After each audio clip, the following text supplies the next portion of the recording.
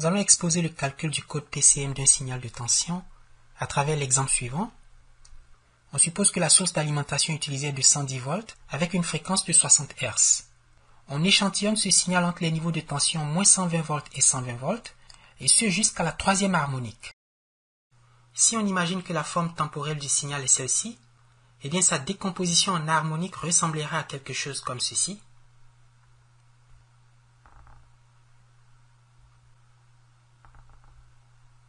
On aurait la première harmonique, la deuxième harmonique et la troisième harmonique. Okay? Ça, c'est la forme temporelle du signal. Vu qu'on échantillonne le signal jusqu'à la troisième harmonique et qu'on opère à la fréquence 60 Hz, bien cela signifie que la fréquence maximale dans le signal échantillonné, je l'appelle Fmax,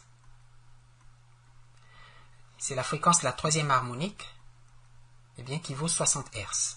Alors pour une harmonique quelconque, le niveau de tension, nous dit-on, varie de moins 120 volts à plus 120 volts.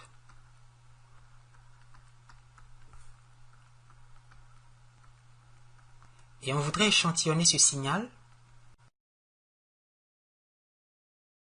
à un rythme tel qu'on puisse récupérer le signal à la reconstruction. Eh bien, la qualité de cet échantillonnage dépend bien sûr d'un théorème célèbre que nous avons vu, et qui est le théorème de Shannon-Nyquist, lequel affirme qu'une reconstruction exacte du signal n'est possible que si celui-ci est échantillonné à une fréquence égale au double de la fréquence maximale contenue dans le signal. Or, la fréquence maximale est de 60 Hz, et par conséquent, le taux d'échantillonnage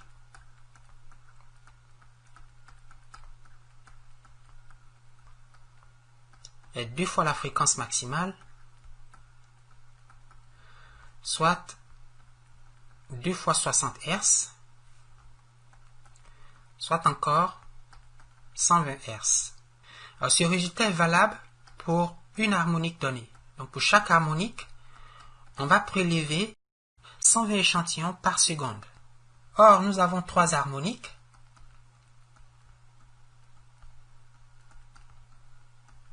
On a donc un taux d'échantillonnage égal à 3 fois 120, et donc 360 échantillons par seconde. Connaissant la fréquence d'échantillonnage, eh bien on peut en déduire le bitrate. Ce sont donc des bits par seconde. Chaque échantillon est codé sur 8 bits. On va donc multiplier 8 par le nombre d'échantillons, qui vaut 360, ce qui vaut 2880 bits en une seconde. Chaque seconde, on collecte 2880 bits d'information. Et vous avez donc une série de 0, 1, et qui sont prélevés durant le processus d'échantillonnage à raison de 2880 en une seconde. Et on voudrait maintenant calculer le code PCM d'un niveau de tension de 100 volts.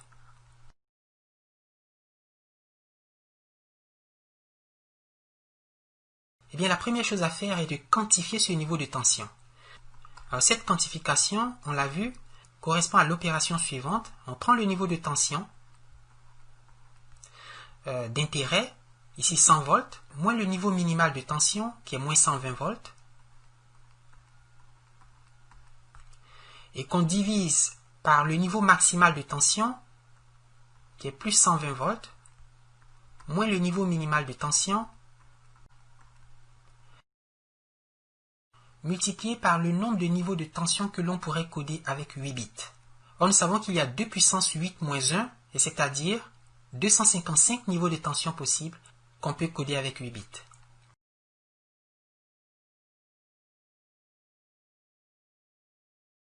Ce qui vaut 234. Il faut maintenant coder en binaire cette valeur décimale pour obtenir le code PCM du niveau de tension 100 volts. On va diviser 234 par 2, ce qui fait 117, et le reste est nul. Et on va diviser 117 par 2, ce qui fait 58, avec un reste égal à 1, et on va diviser 58 par 2, ce qui fait 29, et il n'y a pas de reste. On divise 29 par 2, ce qui fait 14, avec un reste égal à 1.